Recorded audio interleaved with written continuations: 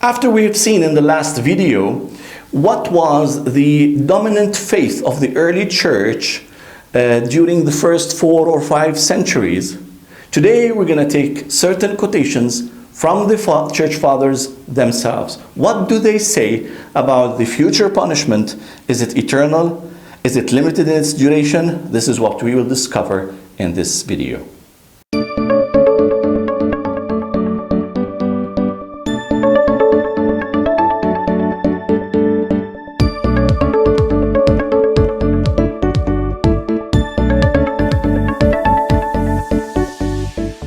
After we've seen in the last video some quotations from historians and even from early church fathers about the dominant faith in the early church related to the apokatastasis, or the restoration of all, or ultimate reconciliation, today we're going to look into a few quotes from the church fathers themselves, how they expressed their views related to the future judgment and whether the judgment is eternal in its duration, or is it eternal in its impact, and ultimately all people will be reconciled to God. Now, it's very important to observe that let's say the expressed teaching of ultimate reconciliation was very common in the Alexandrian school of theology, started with Clement of Alexandria, and then Origen, and then other church fathers, and many church fathers. And in no way I consider myself a scholar in the church history. Actually, there are a few books, scholarly books, that were written by Robin Perry and Ilaria Romelli related to this topic. They are the experts. I'm just here to try to present some brief teaching on what the early church fathers believed in relation to ultimate reconciliation.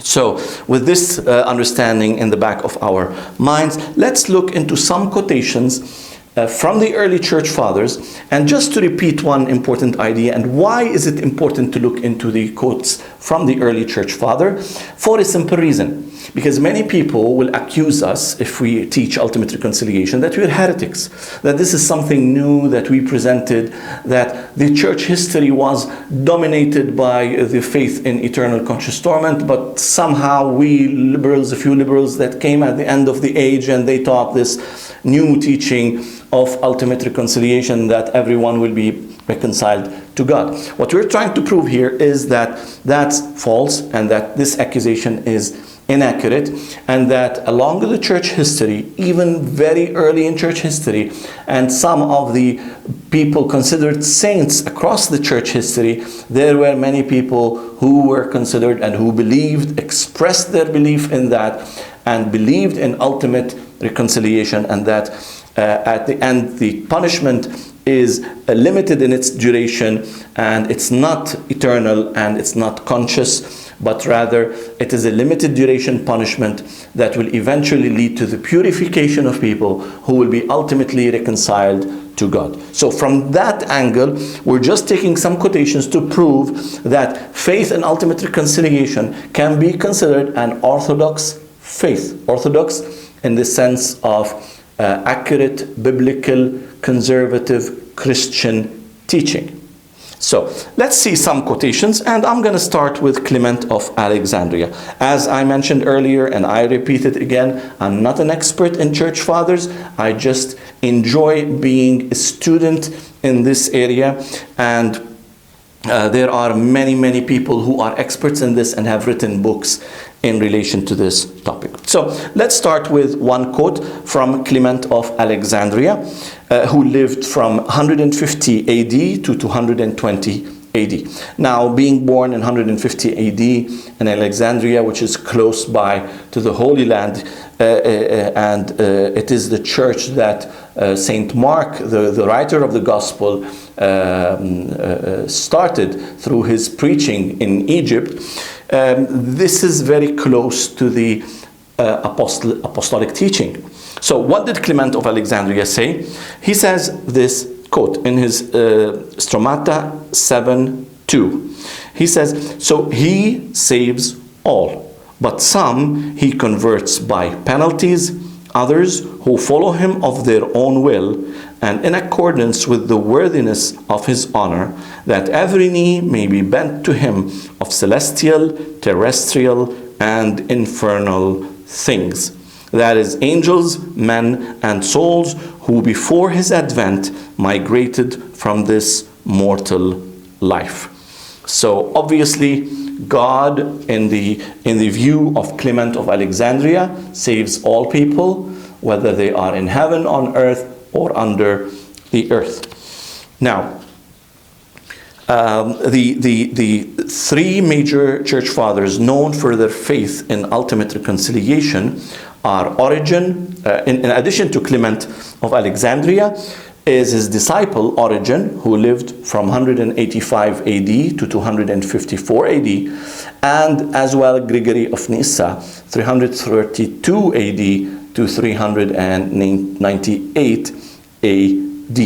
So these three church fathers were very vocal about their faith in ultimate reconciliation. And interestingly, Clement of Alexandria as well as Gregory of Nyssa are considered saints in the traditional churches, both the Western and the Eastern churches. While Origen, because of certain teachings, the pre-existence of the souls and stuff like that, somehow he was later, a few hundred years after, he was considered a heretic, but not for his faith in ultimate reconciliation, and there's arguments around that. Now let's move and take a quotation from Origen, the second prominent believer in ultimate reconciliation. What did Origen say? Origen, again, who lived 185 AD to 254 AD, so he lived in the 2nd and 3rd centuries, he says that the punishment also which is said to be applied by fire is understood to be applied with the object of healing, is taught by Isaiah, who speaks thus of Israel. The Lord will wash away the filth of the sons of Zion, or daughters of Zion, and shall purge away the blood from the midst of them by the spirit of judgment and the spirit of burning. You see how he understood Isaiah? The spirit of judgment and the spirit of burning that will cleanse. And it's not meant for the ultimate punishment, but the ultimate reconciliation and cleansing. To continue the quote, so, and shall purge away the blood from the midst of them by the spirit of judgment and the spirit of burning. Of the Chaldeans he thus speaks, you have the coals of fire, sit upon them, they will be to you a help. And in other passages he says, the Lord will sanctify in a burning fire. And in the prophecies of Malachi he says, the Lord sitting will blow and purify, and will pour forth the cleansed sons of Judah. This is in the book The Principles, book 2, chapter 10, paragraph 6 by Saint Origen, and I proudly say Saint Origen. You see here how he expanded in understanding the Old Testament passages to mean ultimate reconciliation, proving that the fire that's spoken of is a purifying, purging fire that will cleanse and not for eternal conscious torment. Now we move on to the third church father prominent for believing in ultimate reconciliation, and that's Gregory of Nyssa, who lived 335 AD to 390 AD. He confirms his faith saying, the annihilation of evil, the restitution of all things, and the final restoration of evil men and evil spirits to the blessedness of union with God, so that he may be all in all, embracing all things, endowed with sense and reason. This is in one of the sermons of Gregory of Nyssa. You see, these are just proofs, few proofs, that the early church did have ultimate reconciliation as a major faith, and a major branch of the church believed in ultimate reconciliation rather than eternal conscious torment.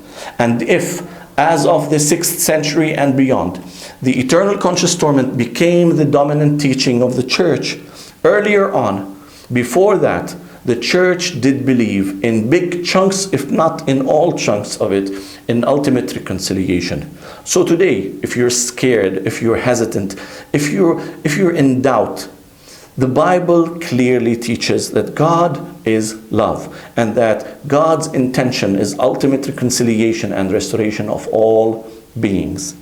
You are in the safe side, believing in ultimate reconciliation. You don't have to be scared that you're part of a heresy or you're a heretic.